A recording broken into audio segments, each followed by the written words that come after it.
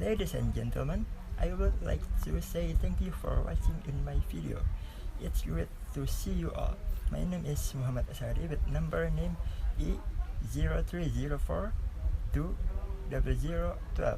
In this video, I will discuss about how to be a good presenter. Presentation is a formal talk to one or more people. People are sometimes afraid speaking in public, but if you follow a few simple rules, giving a presentation is actually easy. This tutorial itself set out like a mini presentation. By start the introduction to the presentation itself, some of them introduction, preparation, equipment, delivery and language, and finally the presentation. We start to explain introduction.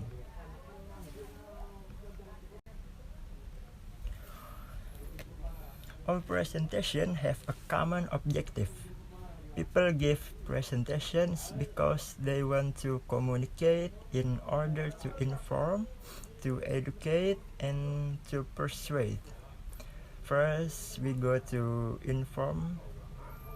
Most of the presentations business are about informing the people in the room.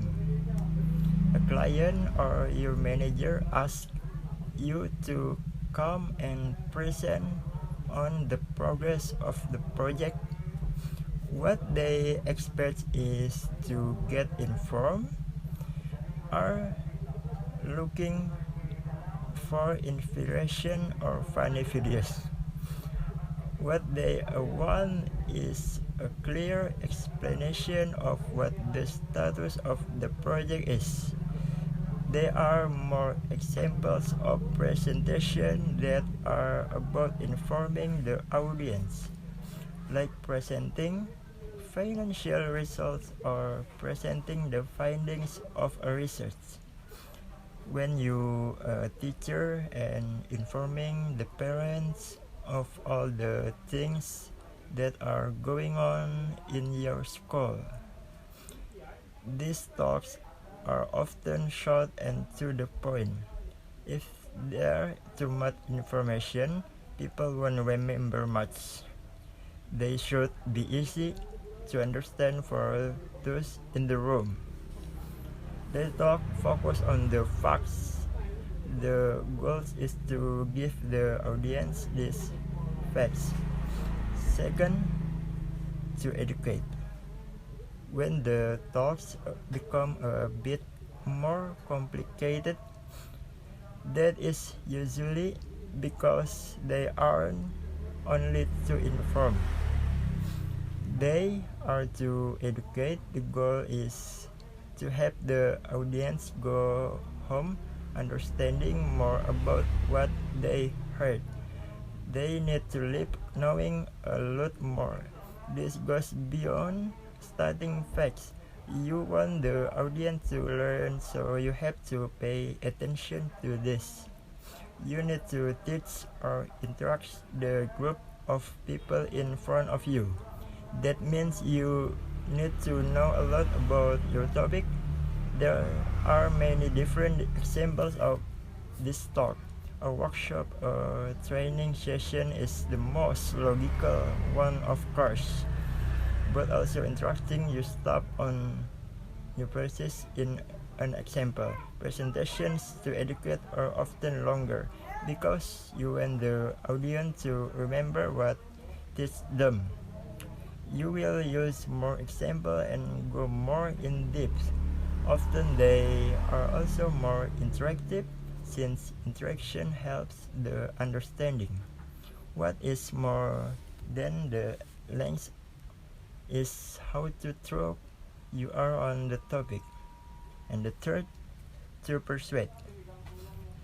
There are a lot of presentations that have the goal persuasion. Speakers want to convince the audience to understand or believe their stand on a topic. Or simple, to buy a product or service. These types of presentation you can often see in politics. The politician wants to convince the listener to vote for them. But you can see it as often in business. Its sales presentation is about persuading the potential client. You want them to choose your product or service. A persuasive speech is working towards a solution. You show the problem, then offer the audience the solution by presenting your views and methods. A persuasive speech offers evidence, logic, and has emotion in it. Preparation is the most important part of making a successful presentation. Good presentation will ensure that you have thought carefully about the message that you want to communicate in your presentation, and it will also help boost your confidence. The objective. Whenever you are asked to give a presentation or speak to a group of people, you need to start by asking the purpose of the presentation. In other words, what is the presentation expected to achieve, and what outcomes do the organizer and the audience expect? The subject of your presentation or talk about comes from the objective. They are linked, but they are not necessarily exactly the same things. For example, the subject may be given to you by the organization that has invited you, such as talking about running to the gardening club. You may be knowledgeable in a particular field. Perhaps you have an interest in local history. The audience. Before preparing material for a presentation, it is worth considering your prospective audience. Tailoring your talk to the audience is important, and the following points should be considered. The age range. A talk aimed at retired people will be quite different from the aimed at teenagers. Gender. Will the audience be predominantly male or female? The place. Is important to have as much advanced information as possible about the place where you are going to speak. It can be helpful to arrange to see the venue before the event. It does much to quill there you can visualize the place you are preparing to talk. The time. There will often be no flexibility in the time of day that a presentation is made. However, it does affect what you can do and how you might organize your presentation because of the likely state of your audience. Equipment. A good presenter has a mental bag of tricks to rely on, and a powerful visual element such as a PowerPoint show, and you can go wrong. Following items could you help you quickly recover from or even avert a disaster. Be sure to the pack is following: projector and replacement, mouse and mousepad, remote and microphone, and whiteboard, the duster for cleaning the whiteboard, and markers for writing the whiteboard. Most conference facilities will supply some or all of these items, but working with all your own equipment has its advantage. You'll be more at ease with your own equipment and you'll be able to quickly troubleshoot most problems. Also, consider the addition of a portable screen.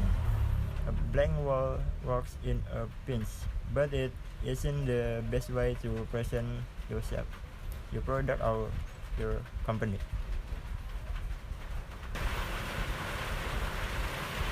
Delivery the presentation.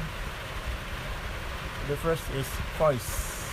Using your voice effectively can have a great impact on your delivery. The best speaking voice is conversational, natural, and enthusiastic. Gesture. Speakers often communicate with their audience either intentionally or unintentionally using gestures and other physical behaviors. Visual aids. In presentation, visual aids can help you emphasize main ideas, illustrate a concept, or stimulate the interest of your listeners. Examples of visual aids include poster, overheads, flip charts, photograph, computer-generated slides, and three-dimensional effects. Language. If you want your audience to understand your message, your language must be simple. Use short words and sentences. Use active verbs instead of passive verbs. Example, Toyota sold 2 million cars last year. And second sentence is, 2 million cars were sold by Toyota last year. Which is easier to understand? Which is more immediate? Which is more powerful? I think first sentences is most effective sentences.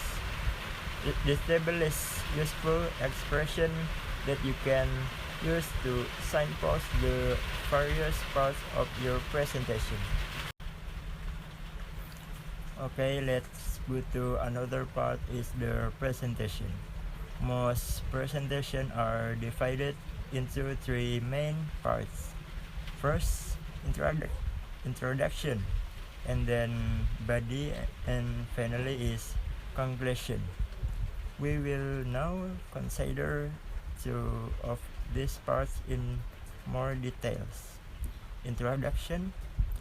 Use the introduction to welcome your audience, introduce your subject, outline the structure of your presentation, and give instructions about question. This table is examples for each of these functions.